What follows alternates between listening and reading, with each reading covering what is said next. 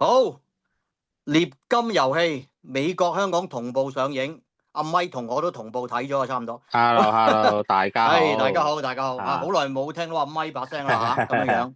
咁啊，多謝 Sunny。唔好咁講，我多謝你啊！我多謝你加多啲 insight 落嚟呢個節目。誒，嗱，獵金遊戲咧，我睇咗啦。頭先今朝我去睇早場嘅，咁我同你講咗啦，我咪後都講我話好，我都幾中意呢套戲。咁唯一有一個位我就唔中意嘅啫，有一樣嘢我唔中意，咁一陣間先講啦。但係基本嗯上成套戲我都好中意。咁嗯呢一套戲原本就係根據東方華爾街呢個故事改編嘅電影啦。咁東方華爾街美國霍士電視劇已經拍過啦。電視版就係吳鎮宇同張孝全啦，嗰兩個主角。咁電影版就係劉德華同埋歐豪。咁電視版都係劉德華監製嘅喎。咁電影版而家就改咗做《獵金遊戲》啦。咁邱禮濤、劉德華、倪妮呢個拆彈專家嘅鐵三角背後嗰啲人都差唔多係嗰啲台前幕後都係拆彈專家嗰啲人，差唔多嗰啲人嚟嘅個投資方都係啦呢個環宇啦環宇咯，係啦環宇林小明啦咁樣樣。咁但係肯定一樣嘢啦，呢套戲就係比個成本一定係比拆彈專家平好多嘅。冇乜動作啊，冇動作，冇爆破，冇飛車，係啦，又唔全部都係使 office。搭咩景係啦，office 嗰啲片嗰啲電影嚟嘅。佢連個佢連個交易所裏邊都冇，所以呢套戲就唔係真係唔係 exactly，即係我都認同啲網民話係無間道加大時代咁樣樣，但係佢唔係好似大時代咁樣係真係睇個股票升跌，佢唔係講，佢係講呢個包攬股票上市 IPO 嗰啲 iBanker 嘅咁樣，係啦。咁整咗 intro 啦，咁咪你覺得點啊？套嘢尋日唔係我星期四睇嘅，即哈係佢星期四第一日上映喺美國。咁睇嘅人寥寥可數咯我諗10個人以內，唔係好多人啫嗰場咁就可能係星期四，可能因為星期四應該係咯，應該係啦。我 book 嗰陣我係得我一個人啫嘛，我都好晏至 book 噶啦，所以基本上我見到唔係咁多人睇咁就之前都知噶啦，係全部講國語嘅。咁劉德華本身都係講國語，唔係配音，亦都冇廣東話嘅。劉德華現場講國語係啊，全部都係講嘅咁你頭先咁講咧，我插一插，我留意一樣嘢，每個人都係講國語㗎現場。鄭則仕都係，鄭則仕戲份好多啊嘛。鄭則仕係配音㗎，你覺得係配音咩？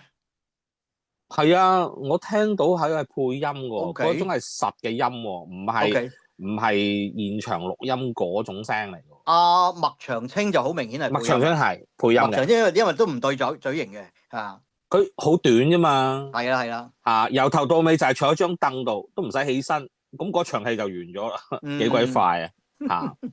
咁好典型啦，都係其實個主角就係歐豪咯，即係由頭到尾帶到尾都係佢咯。劉德華其實都唔算係主角，我覺得佢都係配角。我認同配角，因為成個故事線都係環繞歐豪佢嗰個死黨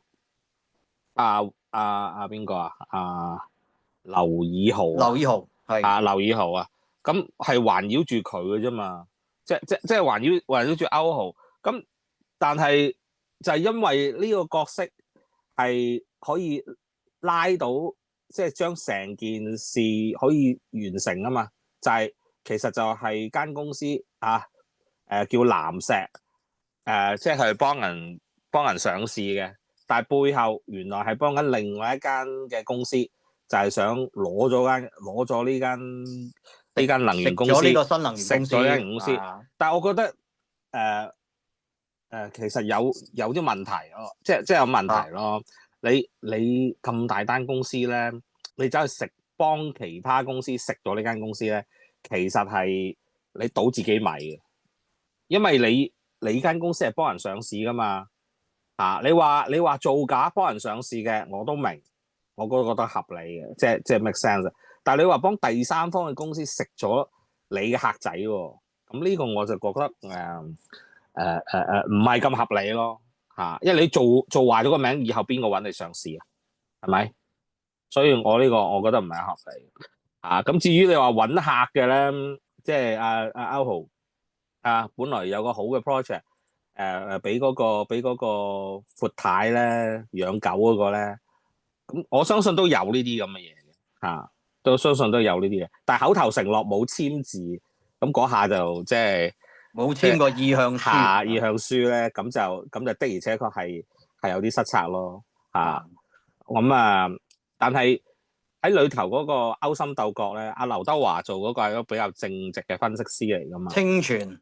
清泉嚟噶嘛，咁但係如果以佢咁樣係真係好難喺呢一行生存咯，因為你間公司本來就係想上市做大，即係納更多嘅資金噶嘛，但係佢真係調查得咁清楚喎，初初咪嗰間直升機公司想上市嘅，跟住成架機拆散咗，然之後只係得翻一半嘅喎，即係唔係佢即係話佢話自主研發噶嘛，個直升機，但係發現裏邊有一半嘅零件係外國購入嚟噶嘛，所以其實所以因為佢嗰啲包攬 IPO 咧，佢係最重要就係釐定嗰個間公司個市值同埋個市盈率個 PE 啊嘛，然後再釐定佢上市嗰時個股價噶嘛，係嘛？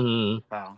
但係對你間 IP 公司嚟講，招股價即係意思招股價，你有幾大，你收嘅費用就有幾大噶啦嘛，係咪？咁你間公司想上市有幾大，就想做到有幾大噶嘛，你可以納多啲錢噶嘛。其實你而家睇見其實邊度都係嘅，間公司都係就算你香港好，大陸好，都係一樣，將佢托到高一高噶嘛。所以呢個係必然嘅事嚟嘅。但係你話要好真實地去做嗰份報告評估你嗰個估值係幾多？其實根本冇人咁同你，冇人會咁做。所以以佢咁樣睇啊，即係個名就叫大師，但係你成間行唔係淨係得佢一個分析師噶嘛咁如果你咁多個 project 都係會俾人 turn down 嘅，咁你要食幾多個你至可以做到 top number one 咧？你明我意思嘛？嗱，佢裏邊有講嘅，佢話憎佢嘅人就係憎佢，但係支持佢理念嘅人咧，亦都好多。咁實有人支持佢嘅，咁但係你成間公司咁大，當你睇見個陣營咧，基本上係得佢自己一個人嘅啫嘛，即係得兩個陣營啫嘛，係得兩個陣營啫嘛。佢話係佢話有人中意佢，中意佢，咁當然啦，咁當然有人中意佢啦。咁但係嗰個人數係有幾多咧？咁即係你睇見即係呢個都係好感慨。後尾佢發覺到去到呢個去到外國連個鬼佬都已經係即係當佢同佢一齊出生入死個鬼佬都已經係變咗質啦咁樣樣咁啊連個獎章都唔要嘅。係啊，嗰個金座後尾都當 tips 俾咗人啊嘛。佢已經覺得係冇價值噶啦嘛。因為佢本身係呢個行內嘅榮譽嚟噶嘛，嗰個獎咁所以同埋咧又唔使頒獎喎，就咁飲杯嘢咁俾過去就算噶。真係拗頭啊！即係佢補翻俾佢離咗職啦嘛。咁但係你都上去公司見面坐唔係坐喺個酒吧嗰度咁嚟傾噶嘛。仲有佢後嚟成為第三方即係調查咧其實嗰個係我相信佢係幫啲公司即係 IP 公司咧做獨立調查員咯。係咯，我相信佢係做緊呢一樣嘢。佢離職咗之後，嗱，即係我唔講太多我做嘅嘢啦。咁但係其實每間公司佢喺出邊，即係我哋都要經過一個 internal audit 同埋一個 third party 嘅 audit 嘅。咁至於 audit 嘅嘢係好廣泛嘅，唔係淨係錢嘅，唔係淨係錢嘅，好多即係差唔多每個部門都要經過呢樣嘢。嗱，internal audit 咧唔係代表係裏邊啲人 audit 翻嘅。都係請第三方公司嘅，只不過佢係 internal 嘅啫嚇。但係即係比較熟嘅人咯。但係第三方嗱，舉個例啦，如果都唔講名啦，但係第三方嘅 audit 咧，如果發現有咩事咧，你嗰間係上市公司咧，係要刊憲㗎。即係如果有咩缺失啊，係好大鑊㗎。咁啊，但係 internal 嗰啲就唔需要嘅，嗰啲係內部做過呢個 corrective action 啊，嚇嗰啲咁樣落咗保啊，咁就得㗎啦，嚇咁樣係啦。咁同埋即係個故事線係環繞話歐豪個同學，即係啱畢業嘅同學，而嗰個同學個老豆就係呢間能源公司個老闆嚟㗎嘛。卓能卓能啊嘛。咁佢即係點講啊？我唔係好明點解佢咁輕易同間 IP 公司玩對賭咯。我呢 part 我唔係好明佢嗰個點解要咁樣嚟到對賭。呢個就睇得刺激嘅，因為我記得好似電視版冇呢樣嘢嘅，佢就加咗個對賭合約咧。我相信嗱，我呢個我唔清楚啊，因為我唔係大陸，但係我相信大陸而家上市嗰啲公司咧都加個對賭合約嘅，因為佢後來同嗰個咩鬼佬嗰間咩 D 公司咧，佢自己又有一個對賭合約啊嘛。因為如果佢嗰邊，如果佢呢度輸埋，佢冇攞咗個控制權咧，變咗係佢對賭嗰邊輸咗，要賠翻錢俾鬼佬啊嘛。所以我相信可能大陸係興呢樣嘢嘅。如果唔係啊，嗱，我劉德華自己紅毯先生都唔使自己要揞2億出嚟啦，佢就係將對賭合約輸咗啊嘛，乜都要加個對賭合約，即係好簡單啫嘛。即係我玩大佢，即係等於點講咧？我心目中就係等於你其實你反正都係要集資㗎啦，咁我就同你玩大啲，睇下你 commit 到喺某一個時期裏邊 commit 到某一啲嘢，你 commit 唔到，你 commit 到我就加大你個集資咯，加大你個集資額，你 commit 唔到就調翻轉，你要賠翻錢俾我咯，就 set 咗嗰個最低股價嚟賠翻錢，即係喺呢個 case 就係話10蚊港幣啊嘛，跌穿10蚊港幣啊嘛，咁樣咁其實係睇得嚟係刺激同埋我覺得好睇嘅，即係加咗呢樣嘢咧，即係會變咗傾家蕩產啊嘛，但係呢個係氹嚟㗎嘛，因為你如果唔加對賭，你最多係輸身家啫。你加對賭好似即係炒孖展衰咗咁樣，真係要斬手指嘅喎，係嘛？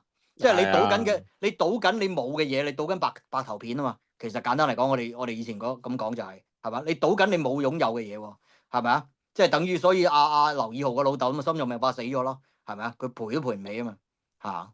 咁咪成日唔係佢賠咗啲股份啫，佢賠咗股份，但係佢仲有股份㗎嘛。佢 lost 咗個控制權咯，佢仲有股份噶嘛？唔係完全冇晒，佢仲有啊嘛。不過你係話 lost 咗個控制權。不再是大股東。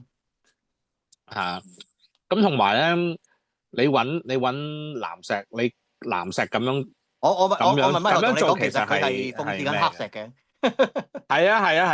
因為佢講緊藍石唔係大陸公司嚟噶嘛，佢講嘅總公司係歐洲噶嘛，大陸係分公司嚟噶嘛，中國部嘅啫嘛，係咪啊？佢就係歐洲部交代噶嘛。但係藍石係志在買股份收息嘅啫，即係佢唔係話拆散人哋公司，因為佢佢做好多嘢㗎嘛，即係喺呢個情況做好多嘢。但係佢包攬 IPO 啦，佢包攬上市啦，咁佢亦都係做其他公司，佢亦都係投資其他公司嘅。其實有佢本身係想食咗卓能嘅嗰個新能源公司咁然後咧就再想用高價咧賣俾阿 D， 即係 D 公司嗰個鬼佬。D 公司啦，係啊。咁其實佢係想轉一轉手過河濕腳嗰種嚟嘅。佢唔係全心想食咗佢，但係佢全心係想賺到最盡，喺兩間公司之間拉鋸個情況裏邊，個程序裏邊啊嘛。但係嗰個係你個客嚟噶嘛？你做壞咗個名，你以後仲使做嘅？即係你個聲譽好緊要噶嘛？你幫間公司上市掂嘅，間公司係一路發展落去嘅，咁你個聲譽 reputation 喺度噶嘛？係㗎。但係你為咗少少利益咧，去揾第三方去食咗呢間公司咧，你以後仲使出嚟做嘅？係㗎。即係等於好簡單嘅道理，等於我哋買樓賣樓啫嘛。你揾個 agent 係同一個 agent 嚟嘅，賣方同賣方，佢代表邊個啊？係嘛？即係咁樣。咁邊個嘅利益行頭啊？因為佢自己嘅利益行頭咯。唔係你已經行頭，但係問題你做壞咗個名，以後邊個揾你啊？係啊，所以呢個係一個你紙包唔住火㗎。係一個 fiction。係啊，你現實生活當中係有食，但係唔係咁樣食。係你唔係咁樣食㗎。你做壞咗成個咁大間公司，跨國公司我就算俾你係好似去到黑，即係佢用藍石呢種咁嘅 IP 公司你又真係唔使撈啊喺呢行。因小失大，係咪先？咁你個嚟到，咁你知道話你會唔會揾第三間公司嚟食咗我間公司㗎？你又仲使出嚟做嘅？我覺得呢個就唔係咁合理咯。嗱，套戲本咁套戲本身頭先我哋啱啱有講過啦，都有啲合乎國情嘅嘢啦。就其實佢到咗最後咧，咁其實就係即係俾我感覺就係話，喂，攞翻間公司都好重要，但係唔係最重要，最重要就係唔可以將呢間卓能公司嗰個能源技術、開發能源技術落入咗鬼佬嘅手裏邊啊嘛，佢會偷我哋祖國技術。如果唔係佢唔會再，如果唔係佢最後嗰場唔會係成立一間新公司，然後炒晒啲 senior principal engineer，然後再請翻佢新公司請翻佢哋啦。就即係佢話，因為佢講過一句話咩？間公司裏邊最重要係人才啊嘛，冇咗人才就等於空殼啊嘛。咁你冇咗嗰啲 engineer，咁即係代表冇咗個技術啦。咁其實都講唔通嘅，技術喺度就喺度㗎啦。你有嗰啲 logbook 喺度㗎嘛。咁樣咁啊，但係跟住即係都睇到有啲合乎國情啦，係嘛？即係唔好俾外國勢力介入去偷竊我哋偉大祖國嘅技術啊嘛，新能源技術啊嘛。佢寧願佢唔係，我建議佢唔好用氫能源，你用其他嘅能源都好過用氫能源，因為氫能源人哋上個世紀好多年前已經係用呢一樣嘢。我呢個未係完全普及。東方華爾街個古仔咧好耐㗎啦，呢個古仔可能係即係嗰啲舊小説已經係有呢樣嘢。如果你講而家嚟講，喂，梗係講話轉啦，係啦，梗係講話咩無人駕駛技術啊，或者其他嗰啲等等嘅技術啦，係咪啊？唔係佢 AI 技術佢用我唔知點解佢用能源呢一樣嘢咯。你用其他技術 AI 都還好啊，即係你呢個可以誇大啊嘛。但係你呢個真係唔得啊嘛！我係氫能源，要人哋好多年，上個世紀幾多年前已經係用呢樣嘢㗎，冇乜說服力啊！仲有，你氫能源本身唔係一個renewable energy 嚟㗎嘛？你係需要能量將水轉化成氫㗎嘛？然之後仲要儲存喎。佢而家講緊，可能我睇嗰陣咧，佢講話我哋咧研發到咧就係點樣可以將嗰個氫咧再壓縮多10倍啊嘛，而嗰個 tank 係唔會爆啊嘛。咁即係呢啲又我相信唔係啲咩好特別嘅技術咯。你氫，我俾你壓到盡啊，你咪變咗一嚿固體咯。即係呢個你真係唔好當人哋白痴得㗎。你 AI 點誇大都得，但係你呢個真係唔得咯。喂，演員方面咧，你覺得佢哋嘅表現點啊？演員啊，其實你背後就兩個女主角，我背後就兩個男主角啊。咁啊，其實兩男啦。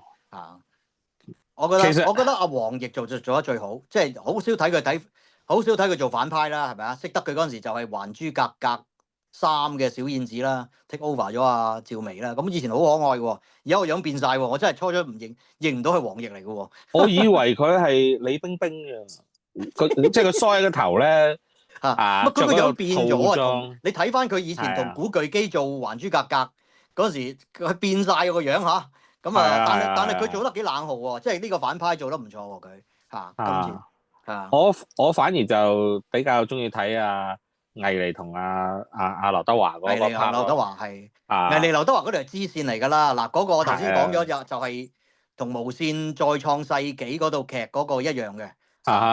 即係只不過劉德華同倪妮，無線嗰個就係郭晉安同楊怡，就係又係郭晉安當年累到阿楊怡個阿爸，就係幫佢又係幫佢投資股票，搞到佢要跳樓咁樣。即係講緊個背景就係咩雷曼嗰陣時啊，唔係投資股票，係投資迷債嗰陣時幫佢買迷債咁樣。咁啊後尾所以一直唔可以同佢喺埋一齊嗰種咁樣嘅羅密歐與朱麗葉嘅故事，類似係咁樣嘅。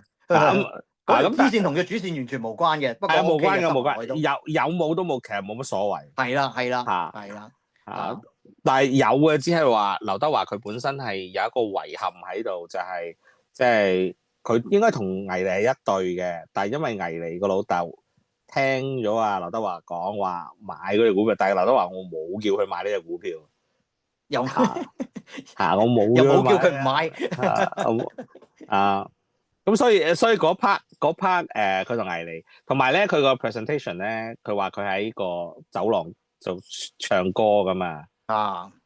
咁即係嗰度又幾多？但係我心諗，咦，倪妮個年紀都唔細噶咯，咁佢喺嗰度唱歌跟住唱親都揦住支啤酒好似係我初咗嚟，咦，佢係咪老闆嚟嘅咧？唔係㗎，原來打工啊！打工可以一路唱歌一路揸住啤酒。佢咪有啲少少似以前嗰套咩《義膽紅唇》咧？阿田柳咪一出場就喺嗰度歌廳嗰度唱歌，跟住周潤發咪成日都去捧佢場。但係田柳嗰度好老噶咯喎，即係我諗有啲人去聽歌咧，唔係貪佢後生嘅，即係可能佢就係貪佢真係唱得好嘅，有啲因為呢個正經場嚟噶嘛。係啦，呢個就係我係覺得有啲怪怪地。但係除此之外，睇劉德華嗰條線係幾好睇嘅。係 OK 嘅。歐豪係一般嘅啫，我覺得，因為我頭先同你講過啦。係啊。嗱，歐豪佢講到自己話係一個，因為佢阿爸阿媽好窮噶嘛。喺開鋪頭賣礦泉水噶嘛。咁佢係一步一步由個農村仔一路爬上去噶嘛。咁爬上去，後尾識得個富二代啦，咁樣可以先幫佢一把啦。咁佢初畢業嘅時候，嗰個戇夸夸嗰個樣就剪埋嗰啲大陸頭嗰啲咁嘅樣，我可以理解。但係佢後來入到 iBank 嗰度做到咁高級，即係一路喺度爬上去，又同阿邊個上床，咁樣升到去。喂，咁你個形象都改佢啊！又係咁嘅樣，又係啲農村仔咁嘅樣，個分別就係着嗰套西裝。喂，我覺得佢後來個造型佢似 IT 狗多過 iBanker 咯，其實 IT 狗啊真係咁嘅樣。因為 IT 狗做到 CIO 做到好高級都係咁嘅樣，但係 iBanker 要見人噶嘛，你冇理由香港啲 iBanker 唔係咁啊！你唔好講呢個，香港賣倫敦金呃人嗰啲個樣都唔係咁樣啦。即係呢個同佢做造型嗰個人咧，要打劈劈呢一套戲。唔係一個，其實成個時序係好短嘅啫。成個時序好短。所以佢嚟唔切借翻嚟，即係佢冇點改到咯但係人嘅思維一變，或者人嘅社會地位一變，就係戚晚變噶啦嘛，係咪啊？冇錯。人係善變啊嘛，係咪啊？咁幾有趣。咁仲有劉德華咧，即係基本上由出場到散場咧。其實你話都係錯啊嘛，一味就錯甚至乎俾阿歐豪出賣咗咧。佢係咁啊，個心冇乜起伏喎，大佬。嗰種錯又唔同嘅，冇乜起伏啊。佢預咗啊，佢預咗你講出賣，佢一個咁小心嘅人係咪？咪係咯。點解會咁容易俾佢個徒弟調到嗰個簽名啊？即係呢個冇乜可能噶嘛。咪係咯。即係我意思係話，喂，我哋喺美國簽任何文件啊，都係每張紙要簽名噶，唔係淨係最後嗰張紙簽名噶嘛。咪係咯。同埋水印係每張紙有噶嘛。同埋就算佢嗰度嘅簽咗名，仲要打圖章，都係每張紙打埋噶嘛，一定係咁噶嘛。點可以俾佢調到咁容易過咗嗰份嘢嘅先得嘅？嗰度係略嫌 hea 嘅，即係我覺得如果係劇集拍翻長啲，即係講翻個來龍去脈咧，咁啊好啲嘅。嗰個節奏太快過得唔係成套戲基本上係去得好快，雖然係因為2個鐘，因為佢講好多嘢，其實應該拍劇集嘅呢一套嘢就係拍唔係佢本身係拍咁嘅款唔係佢本身真係拍電視劇噶嘛。係啊。咁所以即係啲嘢過得太快。劉德華就由頭錯到落尾冇乜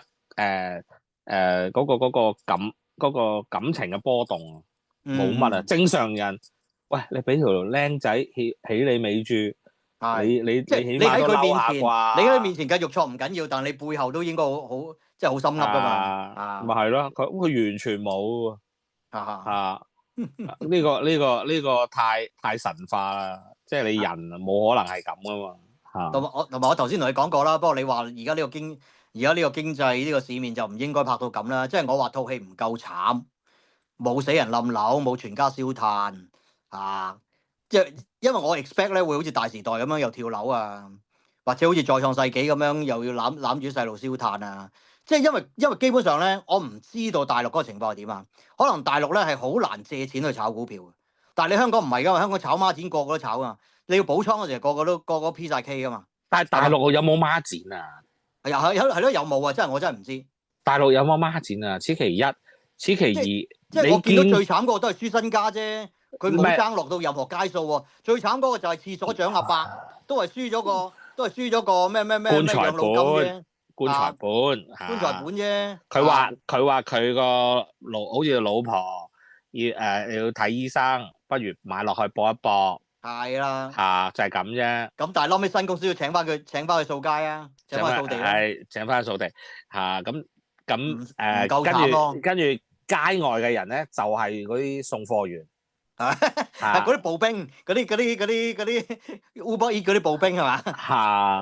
係嗰扎啫。除此之外，你見唔到有咩㗎？亦都見唔到有人話有個人暈咗啫。有個人暈咗啫。嗰個完全冇關事啊，暈咗啫。咁你其除此之外，你見唔到對市民有咩大嘅影響咯？係啦，極其量就話唔慘咯，同埋嗰啲人，同埋佢話咪俾你聽，即係話如果你跌到好殘嘅時候，你唔放嘅話，其實會彈翻上嚟噶咯。同埋咧，一啲都唔慘咯。同埋咧，仲有一樣嘢咧，佢本來就係話上咗市之後咧，你個股市係一路上緊噶嘛，佢只係個供應商唔供應啲物料俾佢啫。佢個供應鏈斷咗啊嘛，跟住佢對啲客嚟講要賠錢啊嘛。但係你供應鏈斷咗，你可以再傾，或者係你揾個第二個供應商啊嘛。哦，唔係，因為佢內裏講咗，佢話嗰個鬼佬 D 啊，個 D 公司咧已經暗中收購咗個供應商啊，所以冇得傾嘅。佢擺明玩佢噶嘛，玩嗰個出 OK。係啊，同埋佢講到嗰樣嘢咧係淨得嗰間有嘅啫，係 monopoly 嚟嘅即係佢擺明玩佢嘅，要搞到佢個生產線斷咗。然後交唔到貨要賠錢咁樣嘅呢個佢有講嘅內裏但係如果嗰樣嘢咁緊要，即係阿鄭則仕咪同鬼佬暗中傾嗰度我知有交代嘅。但係如果嗰樣嘢咁緊要，點解卓能唔收購啊？即係你唔買咗間公司佢？唔知啊呢啲。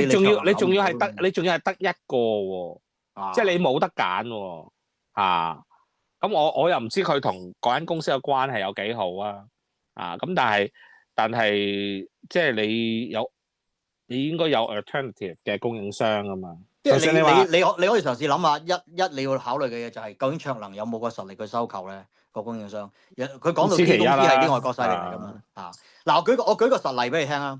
以前我哋去飲麥當勞嗰啲咖啡咧，咪有時好飲，有時好難飲嘅。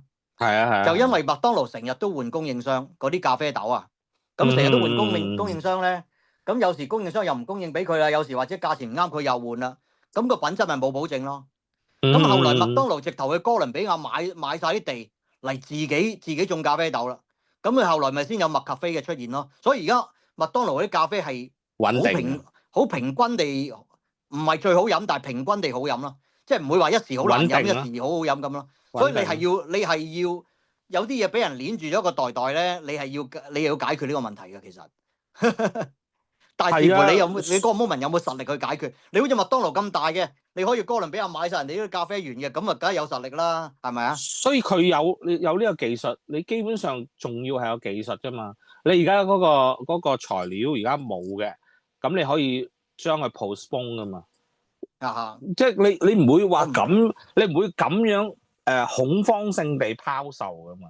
你而家係恐慌性地拋售喎。你呢條咁嘅但係如果你話你做假，你業績差，你恐慌性拋售有可能。但係你而家唔係喎，你供應商斷咗，即係你暫時冇貨賣。呢個唔係假喎，呢個事實嚟喎。我知我知，最慘呢個係真喎。唔係佢澄清都澄清唔到喎。佢有冇做假？佢即係你我都話啦，佢有冇做假？同埋咧，你睇翻咧，佢本來即係個老豆，即係嗰個卓能咧，其實佢係心大心細嘅，佢根本冇諗住話你話簽嗰個對賭協議啊嘛。下對賭協議嘅，但係佢就信邊個咯？唔係咯？你咁大間公司，你交俾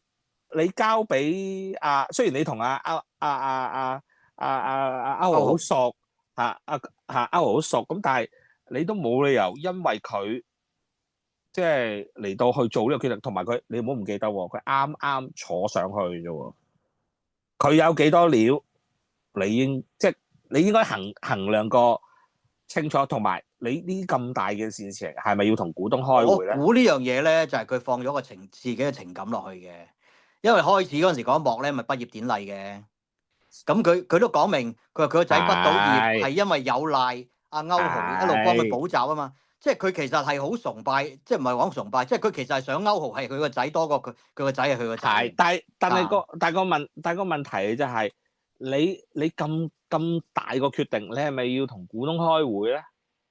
佢冇同股東開會喎，就係問啦，你覺得點啊？我會，如果係你會點啊？我會簽噶咁啊，咁啊簽喎，咁啊真係所以呢個又係 fiction。即係你做你講得啱㗎，你做咁大盤生意冇可能咁樣。就算佢唔係上市公司，佢都有一個股東，佢都有一個董事局㗎嘛。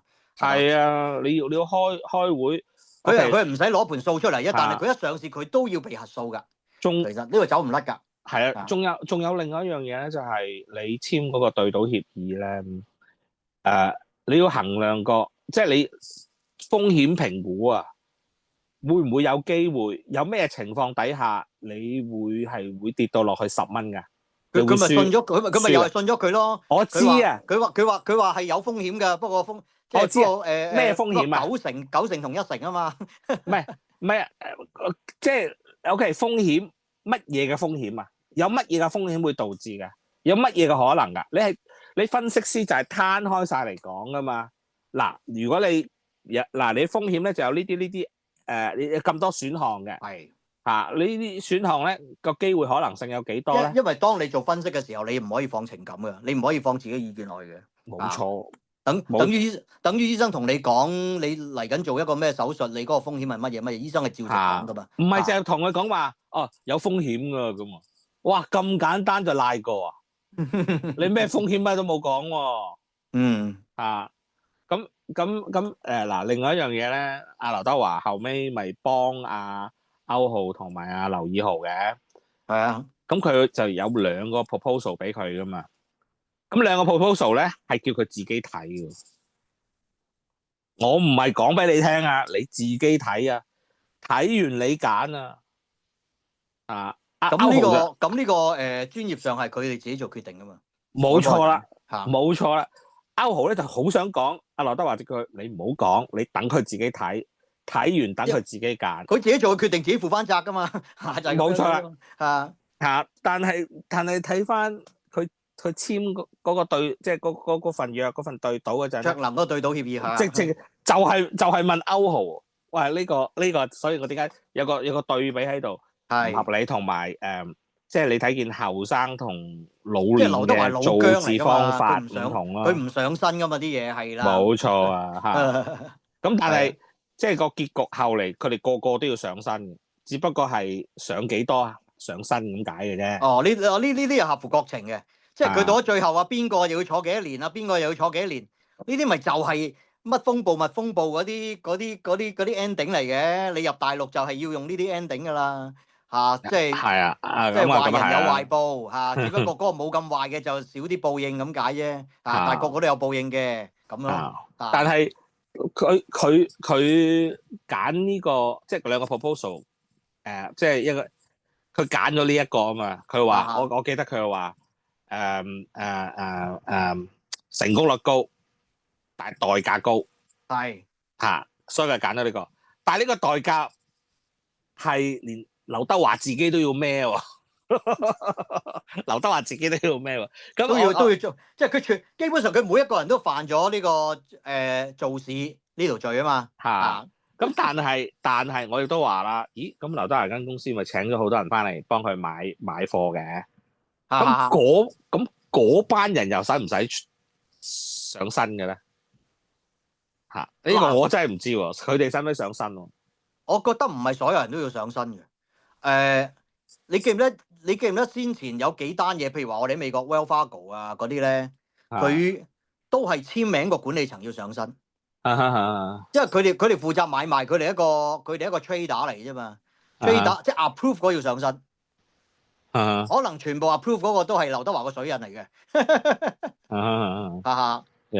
都唔出奇嚇。不過呢個純粹係一個題外話咯。係，即係總括嚟講，娛樂性好高。呢套戲嗰個節奏好快咁如果唔係求即係肯定有啲北位㗎啦咁肯定有啲甩漏㗎啦。因為呢個優麗圖編劇佢都唔係專業㗎嘛。佢都唔係啲股票專業㗎嘛。咁所以但係我哋睇得嚟，我哋一般人睇得嚟覺得 OK 啦，收貨啦，過癮啦但係唔係好警世咯，唔算好警世咯，即係呢個呢個係我對呢套戲純粹古仔嚟啫。最大嘅不滿就係呢樣嘢。嗱，因為點解咧？譬如話你劉德華再加邱禮濤，又係呢個鐵三角啦再加呢個環宇拍《掃毒2》，你記唔記得《掃毒2》啊？劉德華好慘噶嘛，劉德華佢係毒販，但係佢有報應噶嘛，佢唯一一個女都吸毒死埋噶嘛個結局。門徒又係咁樣，即係嗰啲戲咧，你會睇到哇！即係如果有警世嘅喎，即係門徒你睇到咩古天樂張靜初嗰啲咁樣，即係佢到最後個下場好慘，即係吸毒嘅下場就好慘啦咁樣。咁但係呢套佢嘅下場就係坐監咯咁2年至7年不等咯。咁但係唔係一個好警世咯，我覺得即係你明唔明我意思？即係佢唔係去到傾家蕩產，唔係去到真係要累死老婆累死剩即係嗰啲人亂咁炒股票，即係其實佢哋麻木嘅喎。嗰班步兵做 Uber Eats 嗰班步兵都係麻木嘅喎，人炒你又炒咁樣，咁到咗最後佢贏錢又其實輸錢亦都唔係話好悲傷咁樣，咁其實唔係好警世咯但係你調翻轉你以前大時代嗰啲警世啲咯或者奪命金咯，先前嗰度奪命金就比較慘啲個結局就係。但係我想講嘅就係話阿劉德華使唔使自己都上埋身咧？即係你要報仇，你要攞翻間公司，你需唔需要去到呢個地步咧？你明我意思嘛？其實我覺得佢有少少唔係，佢唔需要去到呢個地步咯。佢係唔止呢樣嘢因為佢有一種類似係私怨再加埋呢個，你知道佢嗰種係好似有少少叫維護公義清泉嗰樣嘢啊嘛咁但係你自己都要搞佢坐埋監啊嘛自己都要坐埋。佢好似係使唔使坐監定係話咩？因為佢打出嚟，佢同歐豪同一條罪嘅。其實理應咧就應該歐豪幫佢孭埋嘅。喂，你欠師傅嘅喎，你咁樣你做無間道欺師滅祖咁樣。咪係咯，佢自己都仲要上埋身。我呢個就真係啱啦。但係後尾好似係。即係佢唔使真係坐嗰隻嘅，係咪？好似唔使真係坐嗰隻㗎嘛。即係換型，好似有換型嘅。咁然之後跟住就話唔知幾多年就唔可以參與即係買賣佢就5年啫，佢就5年啫咁樣。咁坐或者你有個案底都唔可以做上市公司主席啦，即係類似嗰啲咁嘅嘢啦咁阿黃奕嗰啲都係啦，咩唔知7年定10年噶嘛？黃奕同鄭則仕係重啲噶嘛？咁樣。嗰個咧純粹係食咗間公司啫，即係你 third party 食咗即係個客仔啫。但係你喺間公司，你係睇見好多人係做假喎。佢話我係清泉，我唔同流合污，我唔做。但係你冇舉報佢哋喎。咁你個市場都好多假㗎喎，係咪啊？咁你可以，你亦都可以俾佢哋繼續喺出邊。咁你造假，令到股民損失嘅多啲啊，還是呢一間佢有一度佢咪話開咗間新公司請翻個阿伯去洗廁所嘅，跟住佢仲加一句，佢仲加咗一句，佢話股票嘅嘢係咩食人嘅戰場，呢啲嘢救得一個得一個，原來佢救人嘅方法就係請翻個阿伯洗廁所咁樣。唔係呢個係一種係咪偷換概念定係你轉？我覺得係呢個心靈嘅贖罪啊，心靈嘅贖罪。咁你唔係後尾都有話佢哋要賠翻錢嘅。咁你請得幾多個啊？係咪啊？唔係啊，佢話唔係啊，你請係一樣嘢啫。但係佢話即係後尾佢講佢哋個每人結局嗰陣咧，佢哋都要攞翻錢出嚟賠翻俾啲股民啊。咁但係我心諗下，有呢樣嘢嘅咩？我從來都冇聽過話要攞翻錢出嚟賠翻俾啲股民。正常嚟講咧，嗱大陸唔知啊。正常嚟講，你呢啲就係民事訴訟嚟嘅。但係通常喺呢啲訴訟完之前咧，嗰啲人已經係 drain out 晒㗎啦 ，drain out 晒嗰啲錢啊，已經去晒海外㗎啦。佢個賠幾多億幾多億啊？嗰啲咧係得個講字嘅，到咗係冇錢嘅。呢啲就係呢個真係吹水啊！而現實亦都係啊，喂，係你自己做個決定去買㗎嘛，係咪啊？咁點解輸打贏要咧？贏嗰陣時你又唔叫佢，你又唔乜嘢？你又唔嘈嚇？輸咗嗰陣時候變咗仙股啦，係咪啊？咁樣你就話要人賠翻錢，咁即係呢個係好典型中國發生嘅嘢喎。即係美國我唔見有發生嘅喎。唔係就係咯，因為就算你訴訟，你打訴訟，即係舉個例啦，嗰陣時做假帳咁大鑊 ，Enron 係咪啊？Enron 又係能源公司啦，破產啦，做假數做得咁緊要。當年幾多人唔係講緊我哋一般人啊，係講緊嗰啲教師啊、警察啊，嗰啲 pension 係冇晒㗎。嗰啲公務員啊，嗰啲 pension 全部買晒能源公司㗎嘛。因為佢點估到能源公司會執笠？即係等於你喺香港，你估唔估到香港電燈會同煤氣會執笠嘅？唔可以，同埋咁樣一夜之間係變廢紙嘅啫。你估唔到㗎嘛？都冇得賠啊！嗰啲人都冇得賠啊！賠條毛咩？真係。係佢裏頭咧有用過一個名詞咧，叫咩咧？叫優化即係我哋平時叫美化，佢就叫優化。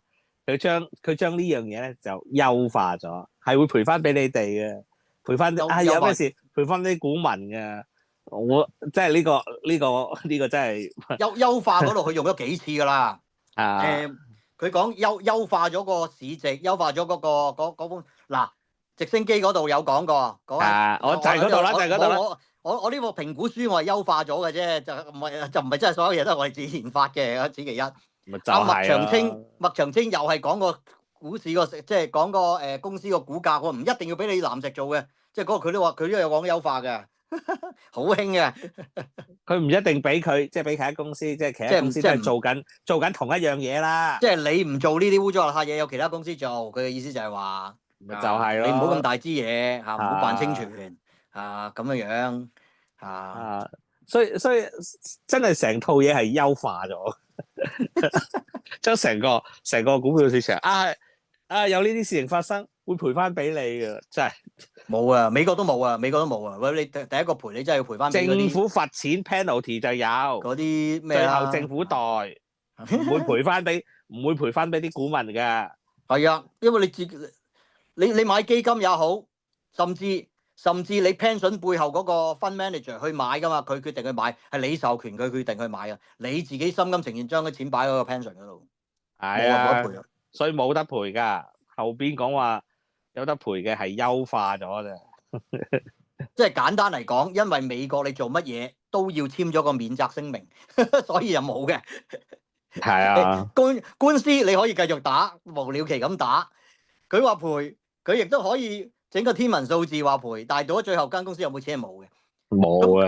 嗰啲譬如話 Enron 先前嗰啲高層係2000萬計咁樣攞咗花紅，使唔使嘔出嚟咧？當然唔使啦。要坐監咩？當然要坐監啦。坐完監之後使唔使嘔翻花紅？都應該係唔使嘅，嘔亦都嘔唔到噶啦。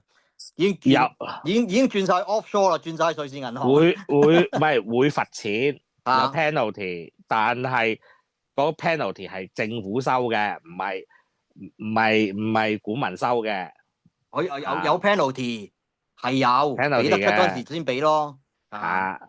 因為咁一定會抄到嘅。老婆又同佢離咗婚嚇，咁啊自己又申請埋破產，乜都唔使搞咯，最多搭的士咯，最多冇得搭的士咯。唔係，好似有得追翻嘅。如果你即係喺之前轉錢咗去其他人身上，譬如老婆咧，好似有得追翻。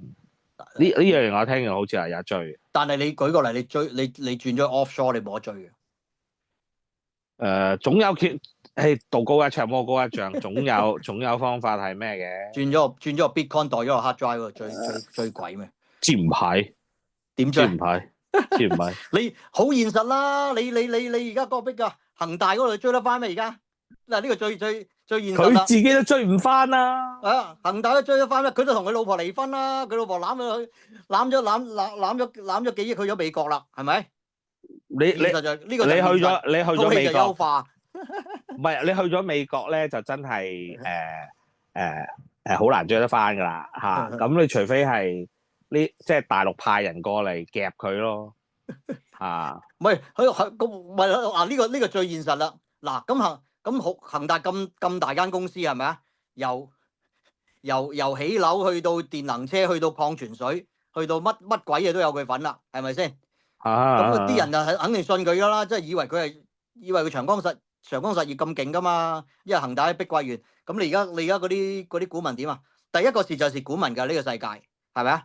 第二個蝕就係蝕佢，就係蝕買咗佢樓嗰啲人㗎，交唔到樓啦，補交樓啦，而家要。唔係有好多樣嘢嘅。佢搞咩電車啊，搞水嗰啲咧，係冇心機搞嘅。其實佢其實就係想攞政府項目嗰啲錢嚟到搞其他嘢。根本佢就唔係有心搞嘅。就算整個廠房都變咗成為一個嘅地產項目，但係個地產項目我哋裏頭冇人㗎嘛。即係講過啦，佢電能車嗰度冇嘅，佢嗰啲資源係做晒 marketing 嘅咋。其實佢內裏嗰度係冇 resources 去做 R&D 嘅，乜嘢都冇。但係啲錢由邊度嚟咧？係政府度嚟㗎嘛。全民大煉鋼，全民大造車啊嘛。同埋係咁樣谷翻嚟㗎嘛。同埋恒大唔係恒大上市㗎嘛。恒大汽車有恒大汽車分開上市，恒大地產有恒大地產分開上市，佢分好多間上㗎嘛。佢分拆再上㗎嘛。佢呢個就係呢度 gap 一筆，嗰度 gap 一筆咁樣嚇。係啦。所以我哋都 off 咗 topic 啦。但係你講得啱啊！個 point 就係套戲就優化咗，現實就唔係。係啊，套戲根本就優化咗。現實係咩問題咧？現實就真係睇翻恒大呢個事件啦，就係有冇得賠啊？冇得賠嘅。係啦。喂，好啦，咁講咁多先好嘛？好。係啦，我都差唔多要走。係，多謝你。好啦，喂，咁啊，遲啲再傾。呢套都值得入場捧場嘅，我覺得。佢而家大陸個票房係1億7,200萬啫喎，OK，好少嘅啫。但係我覺得佢拍得好平嘅啫。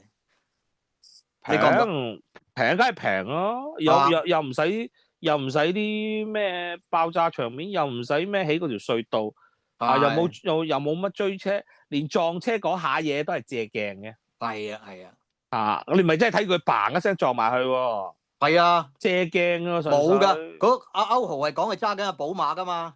係啊。然後佢都冇，佢個寶馬根本冇撞爛到㗎。佢係 close up 嚟㗎咋。係啊，借鏡嘅。係啊。仲有劉華收到盡，而家都係2-3千萬啫嘛，片酬係咪啊？係。咁啊，套戲唔會拍得好貴啊，我估5千萬之內。唔會嘅。好啦，講咁多先啦。好，再傾。好，下次見。拜拜。拜拜。拜拜。